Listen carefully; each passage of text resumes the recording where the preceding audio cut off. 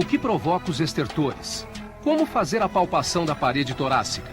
Qual a diferença entre um som maciço e um hipersonoro?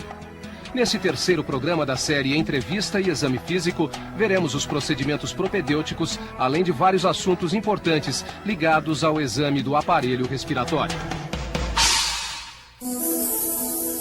O exame do aparelho respiratório é realizado seguindo-se os passos propedêuticos de inspeção, palpação, percussão e ausculta.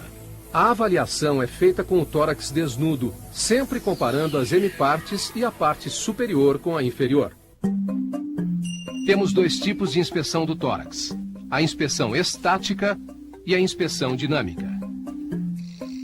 Na inspeção estática, devemos observar as condições da pele, pelos e sua distribuição. Especial atenção deve ser dada ao formato do tórax. A forma do tórax apresenta variações em relação à idade, sexo e biotipo. A sua avaliação deve ser feita observando-se alterações no diâmetro antero-posterior ou transverso. Também deve-se avaliar o dorso, a partir de uma certa distância, para verificar deformidades da coluna vertebral que determinam o tórax escoliótico ou sifoescoliótico. Existem alguns formatos de tórax que são característicos de certas patologias. O tórax em tonel é aquele em que o diâmetro antero-posterior iguala-se ao transversal.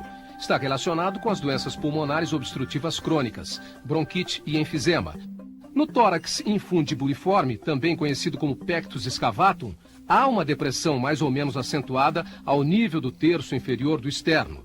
Pode ser congênito ou adquirido. No tórax em peito de pombo ou pectus carinatum, nota-se uma saliência do externo com o formato do peito de um pombo. Está relacionado com a asma.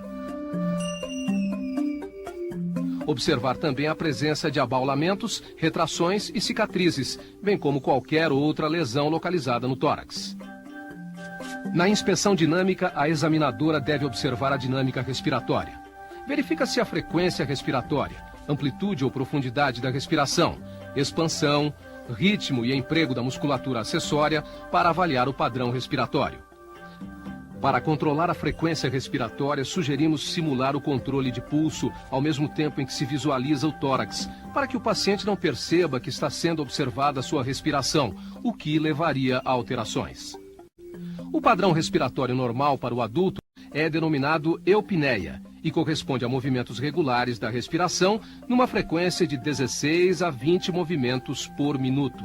A respiração do homem é normalmente mais abdominal do que a da mulher. As possíveis alterações referentes à frequência, amplitude e ritmo são dispneia, bradipneia, taquipneia e hiperpneia. Existem também alguns padrões diferenciados de alterações, como a respiração de Cheyne-Stokes e a de Kussmaul.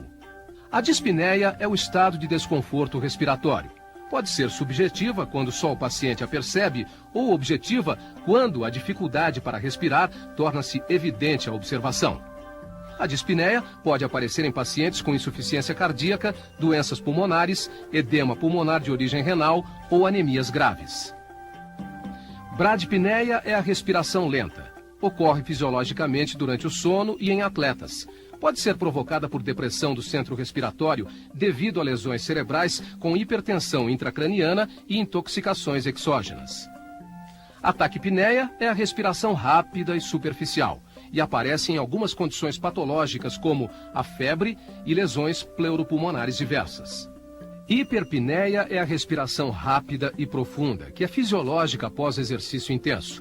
Pode ser causada por ansiedade, acidose metabólica ou lesões neurológicas.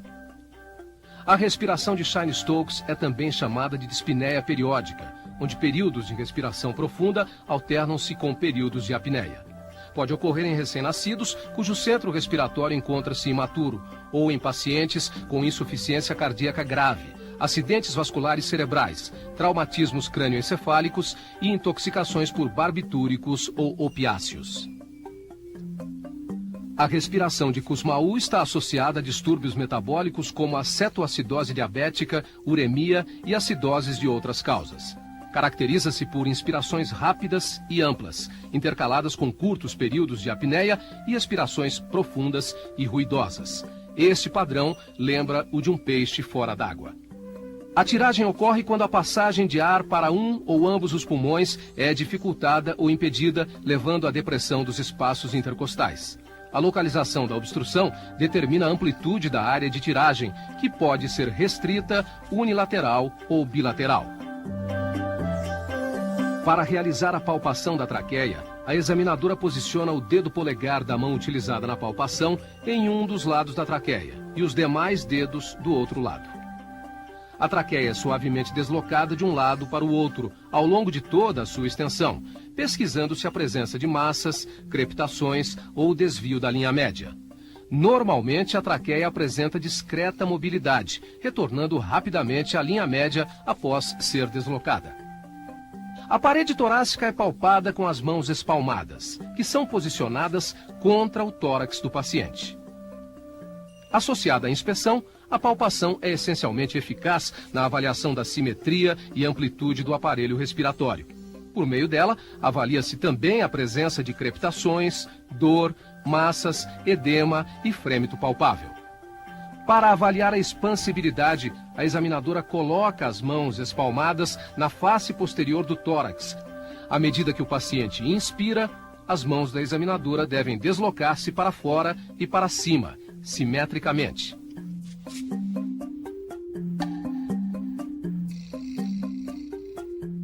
Na face anterior do tórax, as mãos devem estar posicionadas margeando as costelas inferiores. O frêmito tóraco-vocal é provocado pelo movimento do ar através da parede torácica durante a respiração, quando o paciente emite sons. É percebido pelas mãos da examinadora como uma vibração suave. Para avaliá-lo, realiza-se a palpação das paredes do tórax, deslocando as mãos pela face anterior, lateral e posterior, enquanto o paciente pronuncia 33. Compara-se sempre o lado direito com o esquerdo e a parte superior com a inferior. Deve-se identificar e localizar qualquer região com diminuição, aumento ou ausência do frêmito. O frêmito brônquico é provocado pela vibração de secreções nos brônquios de médio e grosso calibres durante a respiração. A técnica será a mesma da palpação do frêmito tóraco-vocal, porém, durante a inspiração e a expiração.